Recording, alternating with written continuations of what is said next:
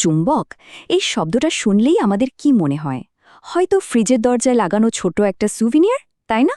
কিংবা সেই কম্পাসের কাঁটা যেটা সবসময় উত্তর দিকটা দেখিয়ে দেয়। কিন্তু ব্যাপারটা যদি এর চেয়েও অনেক বেশি গভীর হয়, যদি বলি চুম্বকত্বের আসল যে শক্তি সেটার উৎসটা একদমই অন্য কোথাও, একটা অপ্রত্যাশিত জায়গায়, চলুন আজ সেই রহস্যটাই ভেদ করা যাক। আর এই জার্নিটা শুরু করার জন্য এর চেয়ে ভালো লাইন আর কি হতে পারে? বস বলে দিয়েছে, যদি খেলাতে হয় আমার মতো উদ্দাম খেলা খেলাবি। তো চলুন আমরাও ফিজিক্সের এই দারুণ টপিকটা নিয়ে ঠিক এরকমই একটা উদ্দাম খেলা খেলি। শুরু করা যাক। আচ্ছা, চুম্বকত্ব বুঝতে গেলে সবার আগে একটা শব্দ বোঝা খুব জরুরি, আর সেটা হলো ফিল্ড বা ক্ষেত্র। ব্যাপারটা ঠিক কি? ভাবুন তো, এটা অনেকটা একটা সোশ্যাল মিডিয়া প্রোফাইলের মতো। যেমন ধরুন, কারো প্রোফাইল তার চারপাশে একটা প্রভাবের নেটওয়ার্ক তৈরি করে, তাই না? যেখানে তার বন্ধুরা পোস্টে লাইক দেয়, কমেন্ট করে, ঠিক সেভাবেই একটা চৌম্বকও তার চারপাশে একটা অদৃশ্য প্রভাবের এলাকা তৈরি করে। আর এই এলাকাতেই অন্য কোনো চুম্বক বা লোহা এলে সে আকর্ষণ বা বিকর্ষণ অনুভব করে। তো এই যে অদৃশ্য প্রভাবের কথা আমরা বলছি, এই যে টান বা ধাক্কার শক্তি, এটা কি শুধু এক রকমের চুম্বক থেকেই আসে? আসলে তা নয়। চুম্বকত্বের বলা যায় দুটো আলাদা রূপ আছে। একটা আমাদের খুব পরিচিত, কিন্তু অন্যটা বেশ রহস্যময়। চলুন দেখি কি সেই দুটো রূপ। একদিকে আছে আমাদের চীনা চুম্বক পদার্থ, মানে লোহা বা প্রকৃতিতে পাওয়া যায় এমন সব জিনিস যেগুলো আমরা স্পিকার বা কম্পাসে দেখি।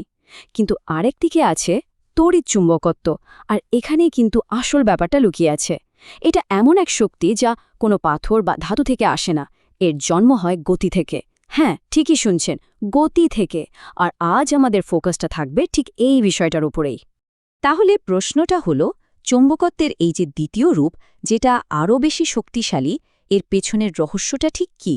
উত্তরটা শুনলে অবাক হতে হয়, কারণ এটা অবিশ্বাস্য রকম সহজ, কিন্তু একই সাথে যুগান্তকারী। পুরো রহস্যটা লুকিয়ে আছে শুধু একটা শব্দে, আর সেটা হলো গতি।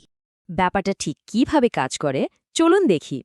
ভাবুন তো, একটা চার্জ, যেমন একটা ইলেকট্রন, একদম স্থির হয়ে এক জায়গায় বসে আছে। তখন তার চারপাশে শুধু একটাই ফিল্ড থাকে, সেটা হলো ইলেকট্রিক ফিল্ড বা তড়িৎ ক্ষেত্র। কিন্তু আসল ম্যাজিকটা হয় ঠিক তখনই যখন ওই চার্জটা চলতে শুরু করে। যেই মুহূর্তে ওটা গতিশীল হলো, সঙ্গে সঙ্গে তার চারপাশে সম্পূর্ণ নতুন আরেকটা ফিল্ড তৈরি হয়ে যায়। আর ওটাই হলো ম্যাগনেটিক ফিল্ড বা চৌম্বক ক্ষেত্র। আর এটাই হলো সেই মোক্ষম কথাটা। একটি গতিশীল চার্জই আসলে একটা চুম্বক। ভাবা যায়? এই একটা ছোট্ট ধারণা থেকেই কিন্তু আজকের দিনের বৈদ্যুতিক মোটর থেকে শুরু করে হাজারো প্রযুক্তি তৈরি হয়েছে।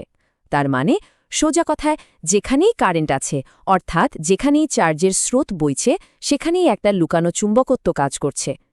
আচ্ছা, এতক্ষণে তো এটা পরিষ্কার যে গতিশীল চার্জ একটা ম্যাগনেটিক ফিল্ড তৈরি করে। কিন্তু এর পরের প্রশ্নটা কি? প্রশ্নটা হলো, ওই ফিল্ডের ডিরেকশন বা দিকটা কোন দিকে হবে?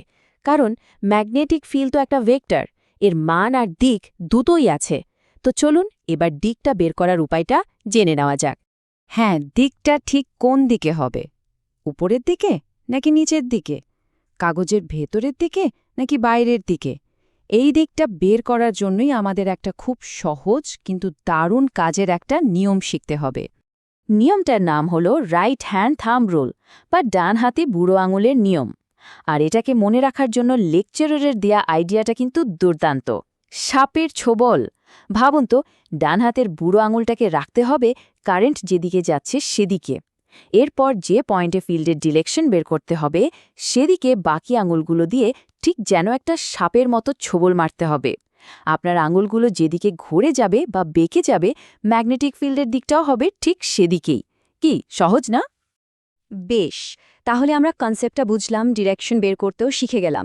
এবার তো আসল কাজটা করতে হবে, তাই না? মানে এই ম্যাগনেটিক ফিল্ডের মান বা শক্তিটা হিসেব করা। চলুন দেখি, একটা সোজা তারের মধ্য দিয়ে কারেন্ট গেলে তার শক্তিটা কিভাবে মাপা যায়। এমনভাবে সূত্রটা মুখস্থ কর যেন মরলেও ভুলবি না। এই কথাটা থেকেই নিশ্চয়ই বোঝা যাচ্ছে যে আমরা কতটা গুরুত্বপূর্ণ একটা ফর্মুলার দিকে এগোচ্ছি। এটা হলো সেই গাণিতিক অস্ত্র যা দিয়ে আমরা এই ম্যাগনেটিক ফিল্ডের শক্তিকে সংখ্যার মাপে ধরতে পারব। তো একটা লম্বা সোজা তারের জন্য ম্যাগনেটিক ফিল্ড মাপার ফর্মুলাটা হলো B সমান μ0I/2πd। চলুন একটু ভেঙে দেখি।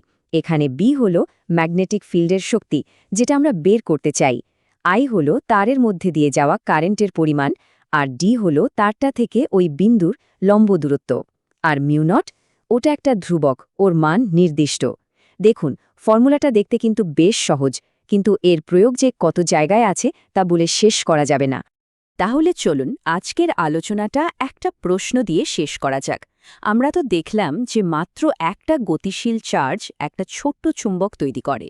এবার শুধু একবার ভাবুন তো, যখন একটা সাধারণ তারের মধ্যে দিয়ে ট্রিলিয়ন ট্রিলিয়ন চার্জ একসাথে ছুটে চলে, মানে কারেন্ট প্রবাহিত হয়, তখন তারা সবাই মিলে কি বিশাল, কি প্রচণ্ড শক্তিশালী একটা ম্যাগনেটিক ফিল্ড তৈরি করতে পারে।